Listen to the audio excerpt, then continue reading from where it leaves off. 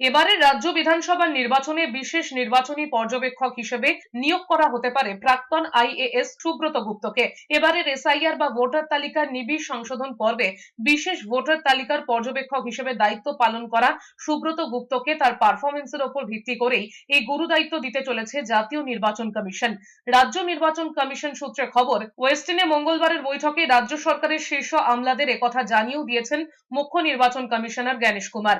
একসময় রাজ্য সরকারের কাজ করা সুব্রত গুপ্তর ভূমিকা নিয়ে সিঙ্গুর কাণ্ডে প্রশ্ন তুলেছিলেন আজকের মুখ্যমন্ত্রী মমতা বন্দ্যোপাধ্যায়।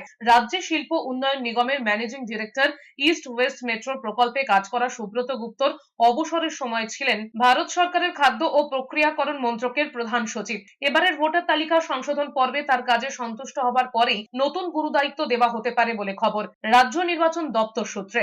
সেক্ষেত্রে মুখ্য নির্বাচনী অফিসার মনোজ আগরওয়ালের সহকারী হিসেবে কাজ করবেন তিনি। সিঙ্গুরের সময় যে লোকটা জোর করে চাষিদের জমি অধিগ্রহণ করেছিলেন, সেই লোকটাই আজকে ইলেকশন কমিশন এখানে তাকে ডেপুটি ইলেকশন কমিশনার না কি যেন একটা পোস্ট দিয়ে পাঠিয়েছে। আর সিঙ্গুরের আন্দোলন, নন্দীগ্রাম আন্দোলনে তৃণমূলের জয়যাত্রা এইখানকার মঞ্চ থেকে শুরু হয়েছিল এবং আগামী দিনেও জেনে রাখবেন, হিস্ট্রি কিন্তু রিপিটস হয়।